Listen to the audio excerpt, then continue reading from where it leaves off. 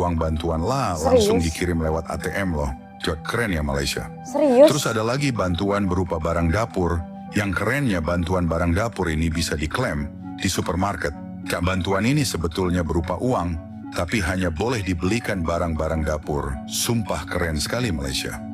Yang lebih kerennya lagi, nggak ada tuh staf pemerintahan datang ke rumah-rumah untuk mendata penduduk yang layak menerima. Dan kemudian mana yang gaji di bawah RM5.000 itu bisa daftar online atau datang terus ke kantor. Sumpah pah keren sekali pemerintah Malaysia. Halo teman-teman semua, Assalamualaikum warahmatullahi wabarakatuh. Apa kabarnya nih teman-teman semua? Semoga sehat selalu ya. Dan kembali lagi bersama aku Rizky tentunya.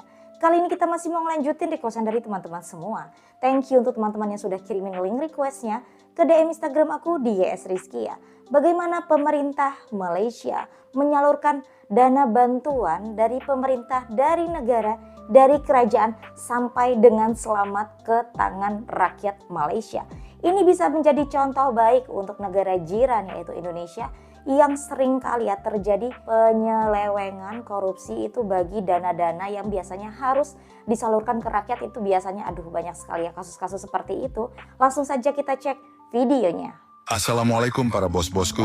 Wah, topik kali ini saya betul-betul kagum dengan cara pemerintah Malaysia memberi bantuan uang tunai maupun non-tunai. Yang saya salut, bantuan itu nggak bisa korupsi bos Q. Kok bisa ya nggak dikorupsi? Jadi gini bos, di Malaysia orang yang gaji di bawah RM5.000 itu dianggap miskin. Wah, 15 juta dianggap miskin. Kalau di Indonesia itu udah kelas menengah ke atas itu. Iya. Jadi yang gaji di bawah 15 juta itu diberi uang bantuan lah langsung dikirim lewat ATM loh. Keren ya Malaysia. Serius? Terus ada lagi bantuan berupa barang dapur. Yang kerennya bantuan barang dapur ini bisa diklaim di supermarket. Bantuan ini sebetulnya berupa uang, tapi hanya boleh dibelikan barang-barang dapur. Sumpah keren sekali Malaysia. Yang lebih kerennya lagi, nggak ada tuh staf pemerintahan datang ke rumah-rumah untuk mendata penduduk yang layak menerima. Dan kemudian mana yang gaji di bawah RM5.000 itu bisa daftar online atau datang terus ke kantor. Sumpah pah keren sekali pemerintah Malaysia. Intinya gini, bantuan itu disalurkan kepada orang yang tepat dan dikirim terus dari pemerintah pusat ke orang yang layak melalui ATEEM. Jadi nggak bisa dikorupsi dong. Nah kalau di negara kita rawan dikorupsi karena bantuan itu dari pemerintah pusat turun ke provinsi, turun ke kabupaten, baru turun ke desa. Bukan saya mau menuduh, tapi kalian pasti tahulah banyak yang udah ketahuan korupsi itu Pak, kepala desanya. Aduh ya Allah. Bahkan waktu COVID-19 hari, itu satu menterinya, Pak Presiden Jokowi kalau nggak salah, namanya Juliari Batubara, menjabat sebagai Menteri Sosial. Padahal kan bantuan itu untuk warga yang terdampak COVID-19, kok tega ya? Maka dari itu sepertinya Indonesia harus mencontohi Malaysia dalam memberikan bantuan kepada rakyat. Ayolah Pak Presiden Prabowo, kasihan Bapak orangnya jujur, baik, amanah. Pasti banyak yang jadi duri dalam daging di sekitar Bapak. Tapi sekali lagi saya ucapkan di Malaysia, nggak ada yang bisa korupsi uang bantuan dari pemerintahnya kepada rakyat. Saya tegaskan semua aparat pemerintah Indonesia, bersihkan dirimu masing-masing. Ayo, presidennya udah ngomong gitu, bawahannya tuh ya, bawahannya tuh. Kita percaya loh rakyat. Rakyat menuntut pemerintah yang bersih. Iya.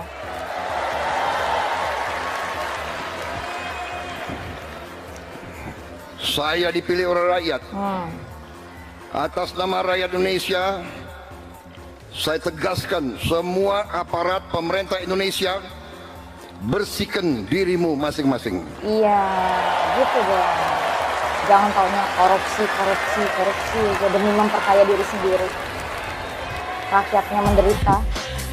Puluhan triliun akan beredar di daerah-daerah. Sebagai contoh yang sederhana, dengan dana desa kita gulirkan 1 miliar rupiah per desa per tahun. Dengan makan bergizi desa per tahun melalui uang makan untuk tiap anak-anak itu beredarnya adalah kurang lebih 8 miliar rupiah per desa per tahun.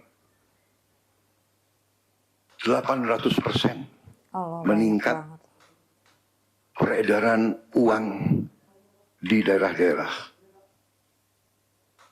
Kita akan balikan yang uang tersedot ke pusat, ke Jakarta, kita balik, uang sekarang akan turun ke desa-desa, ke daerah-daerah. Saudara-saudara.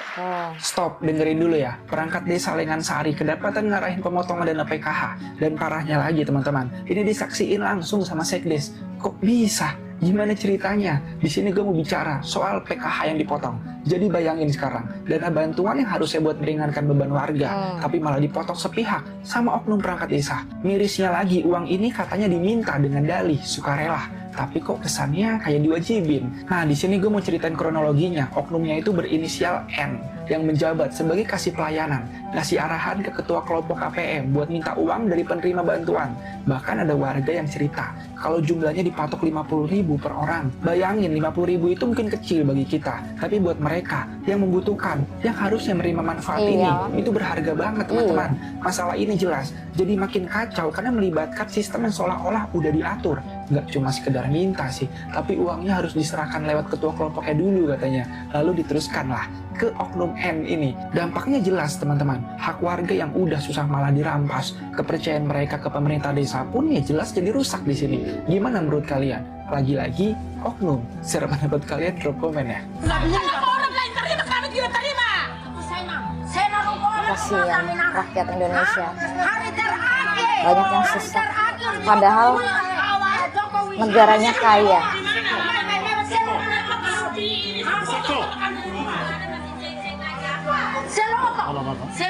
Selo moto, dan sudah 2 kali kami lain. Dan aku naharap aku mau ambil naran. Emang merupakan omante, emang kerai utama. Neosan Jokowi dia. Hari penutup tahun, labele mo masyarakat. Nelos oka. Omang kahapte putar balik. Ini kami kahapte ini mas putar balik. Lolos. Putar balik. Ambil simu pulang simu laran tiada ino oke mea. Oke mea. Ose terjadi hau kata kerat. Ibu nanti akan terjadi. Los lah ini hari tidak dari saya yang sudah kamu saya tidak kamu taruh di rumah. Mau desa kompak. Desa desa kenan kami toh. Ibu desa maksudnya cari malu. Ibu bayar apa tak kira? Nebele. Nebele pertama kakak hidang dan lain simoto. Orang simoto. Apa yang kamu kasih kami pulang ini? Kira-kira bayar karena kami kira bayar kak? Malah, woi, kita mana malah aku yang meromak dia kak, meromak dia lihat buat nabele soe. Kasih itu harus ada. Semua hari ini hari semalam yang uang. Kalau tidak mau saya jalan. Pendamping 2 ini. Emang ini soe motor tabrak nori ina. Ini 2 BDC ini kasih lah mama.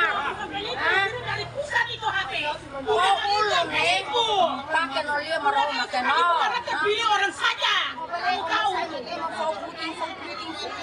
putin sama saya dalam mos dia orangnya emiat toko ambil kantor desa ambil labatan nanti nekeran emikan kerja barat indian ambil kantor desa simu fos kilo senulu mos indian tuh fos kilo senulu deh indian ambil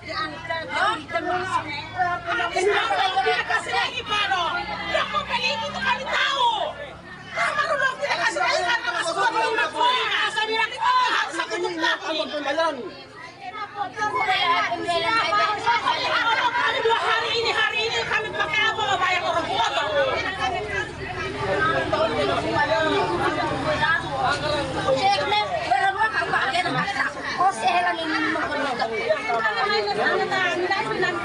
$60 juta, beli tapai, panas makai biri-burin. Dah ya. Jangan harap Probolinggo bisa maju kalau korupsi dan pungli kecil-kecilan masih dimaklumi oleh pemerintah. Sudah menjadi kebiasaan oknum perangkat desa dan juga kepala desa. Korupsi kecil-kecilan menjerat orang kecil. Bahkan ada juga ini di salah satu desa Jangur kalau nggak salah, itu tadi saya lihat beritanya bahwa di sana ada proyek fiktif, ya kan? Terus udah dilakukan pemeriksaan juga sama inspektorat, tapi ya nggak ada hukuman, ya cuma disuruh kembalikan dana aja. Aku juga mau kalau kayak gitu. Terus ada lagi pemotongan bansos gitulah. Apa kalau nggak salah itu di berita itu, kalau nggak salah saya baca, dari BLT-nya 900 dikasih 300.000. Ini kan untungnya udah 600.000. 600.000 mungkin ya anggaplah 100 orang yang nerima itu ya. 60 juta men. 60 juta beli tapai panas make biri-burin. Dah ya. Ini di. Tolong boleh. 700,000 rakyat Malaysia akan dapat bantuan SARA bermula 22 Januari tahun ini. Bantuan SARA ni korang boleh guna untuk beli barang keperluan asas dekat kedai runcit, pasar raya. Gunakan apa? Naik aja. Ada 13 kategori produk yang korang boleh bayar gunakan bantuan SARA. Beras, roti, telur, minyak masak, tepung, biskut, gizi segera, minuman, makanan kantin, bahan perasa, produk kebersihan, ubatan, barang sekolah. Banyak. Macam mana nak tahu korang layak ke tak? Benda senang je. Korang boleh layari www.mykasih.co.my atau korang boleh pergi kaunter Mykasih. Cek guna IC korang je. Kalau layak, hantar Maidin. Beli barang yang ada label Mykasih. Layak barang tu kan? Korang pergilah kaunter member Mykasih. Lepas tu tunjuklah paket korang. Nak bayar, bagi MyCard, tekan digit 6 kod.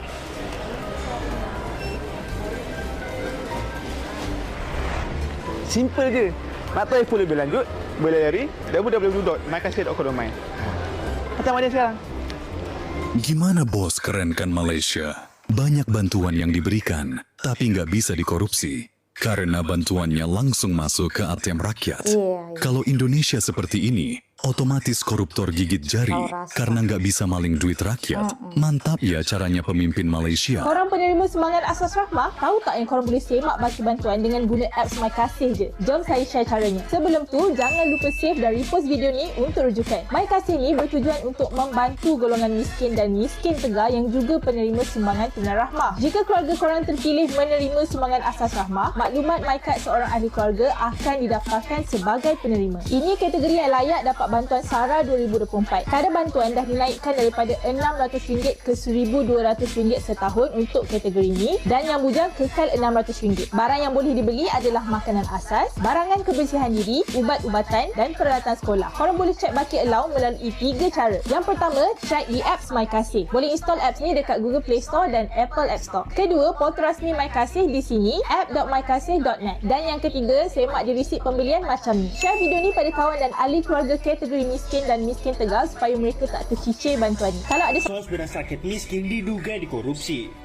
KPK menggeledah kantor Kementerian Sosial pada 23 Mei terkait bantuan sosial keluarga penerima manfaat program Keluarga Harapan tahun 2020-2021.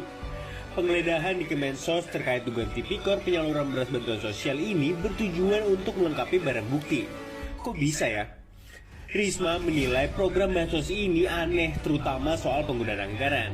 Sejak lama dirinya udah mencurigai bansos ini. Setelah ia dilantik, Jokowi berpesan agar penyaluran bansos dilakukan dalam bentuk cash bukan barang karena bansos berupa barang rawan korupsi. Kepala Bagian Pemberitaan KPK Ali Fikri mengatakan bahwa dugaan korupsi ini mengakibatkan kerugian negara hingga ratusan miliar rupiah. Para tersangka diduga nggak mendistribusikan beras secara keseluruhan, namun memanfaatkan oknum tertentu sehingga beras bantuan seolah-olah udah terdistribusi 100%. Jadi kapan nih Pak Presiden ikuti cara pemerintah Malaysia tentang bansos? Menyalurkan bantuan tunai langsung dikirim ke ATM yang Iyalah. Biar tukang KTP-nya sekalian tuh. Karena nggak ada yang bisa dicuri. Kasian sekali Presiden Pak Prabowo punya tanggung jawabnya besar. Dia tulus untuk rakyat, tapi banyak yang ingin menjatuhkannya. Untuk kalian orang Malaysia, kebijakan pemimpin kalian memang bagus. Ya itu tadi gitu ya teman-teman ya. Banyak sekali hal yang terjadilah di dunia ini gitu ya. Ini bukan masalah perbandingan gitu kan ya. Negara-negara seperti negara jiran Malaysia, Singapura, Brunei gitu ya. Lebih baiklah istilahnya gitu ya. Meskipun mereka adalah negara-negara kecil gitu ya. Dibanding Indonesia, negara yang sangat besar, luas. Kalau bilang masalah penduduknya kan banyak gitu ya. Jadi bakalan susah nih nyalurin bansosnya. Kalau pemerintah memang bisa gitu menyalurkan dengan sempurna, pasti bisa gitu kan. Meskipun rakyat Indonesia banyak, Indonesia ini juga kaya gitu loh. Negara yang sangat kaya gitu ya, negara Indonesia. Bayangkan saja ya, tambang emasnya itu, gunung emasnya di Indonesia itu nomor 2 loh, terbesar di dunia gitu ya. Terbesar di dunia kalau dikelola secara baik dari dulu hingga sekarang. Indonesia itu sejahteranya seperti apa, tetapi karena itu tadi terlalu banyak tikus-tikus yang menggerogoti, yang lupa akan akhirat itu tadi ya teman-teman. Ya itu tadilah, mungkin memang di dunia mereka nggak sadar, tapi nanti lihat saja pembalasannya pasti di akhirat gitu kan. Sudah lihat-lihat sajalah ini ya, rakyat Indonesia harap bersabar, berdoa terus supaya itu tadi kedepannya Indonesia semakin sejahtera. Dan thank you untuk videonya tentu saja ya teman-temannya. Ini negara jiran kita Malaysia sangat-sangat menginspirasi pemerintah yang bisa mensejahterakan rakyatnya. Dan untuk teman-teman yang ada di Indonesia maupun yang ada di Malaysia, baik pun di Brunei dan Singapura, bagaimana kehidupan teman-teman di sana, bagaimana dengan pemerintahan di sana gitu ya. Tapi kalau di Indonesia memang makin kesini makin memperbaiki sistem pemerintahnya, dan semoga saja kedepannya Indonesia bisa menjadi lebih baik lagi. Amin amin ya robbal alamin. Dan oke teman-teman semua, demikiannya video kita kali ini. Aku akhiri dulu, wassalamualaikum warahmatullahi wabarakatuh. Sampai jumpa lagi di videoku selanjutnya. Bye bye, see you next time, bye. Love is true.